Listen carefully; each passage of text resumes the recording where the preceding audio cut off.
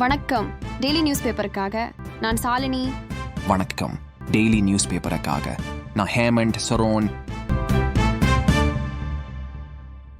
புத்தாண்டையொட்டி அரசியல் தலைவர்கள், நடிகர்கள் உள்ளிட்ட பல்வேறு தரப்பினரும் வாழ்த்து தெரிவித்து வருகின்றனர்.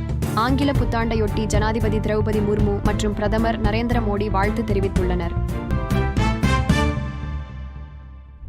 நாம் தமிழர் கட்சி சார்பில் அண்ணா பல்கலைக்கழகத்தில் என்ஜினியரிங் மாணவி பாலியல் பலாத்கார சம்பவத்தை கண்டித்து வள்ளுவர் கோட்டத்தில் போராட்டம் நடத்த போலீஸ் அனுமதி மறுக்கப்பட்டதாக சொல்லப்படுகிறது. தடையை மீறி போராட முயன்ற நாம் தமிழர் ஒருங்கிணைப்பாளர் சீமான் உள்ளிட்ட 231 பேர் மீது போலீசார் வழக்கு பதிவு செய்துள்ளனர். கன்னியாகுமரி பேரூராட்சி நகராட்சியாக தரம் உயர்த்தப்படும் முதல்வர் அறிவித்தார். இதையொட்டி விவேகானந்தர் பாறை, வள்ளுவர் சிலை இடையே அமைக்கப்பட்டுள்ள கண்ணாடி இழைநடைபாலத்தை முதல்வர் ஸ்டாலின் நேற்று முன்தினம் திறந்து வைத்தார். வேலூர் தாலுகா போலீஸ் நிலையத்தில் ஏட்டாக பணியாற்றி வருபவர் அன்பரசன்.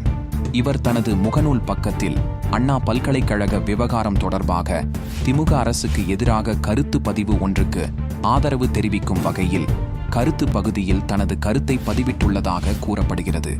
இது குறித்த புகாரின் பேரில் மாவட்ட போலீஸ் அதிகாரிகள் நேற்று முன்தினம் விசாரணை மேற்கொண்டனர். இதன் தொடர்ச்சியாக அன்பரசனை பணியிடை நீக்கம் செய்து போலீஸ் சூப்பிரண்டு மதிவாணன் உத்தரவிட்டார்.